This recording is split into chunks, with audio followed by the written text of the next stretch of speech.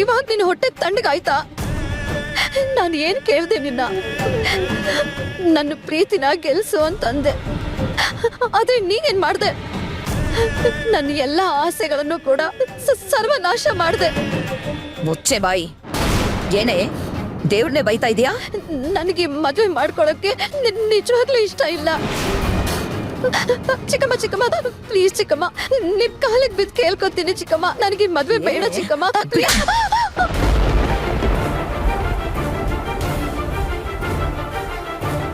ಕತೆ ಹೇಳೋದನ್ನ ಬಿಟ್ಬಿಟ್ಟು ಬೇಗ ಮದ್ವೆಗೆ ರೆಡಿ ಆಗ್ಬಾ.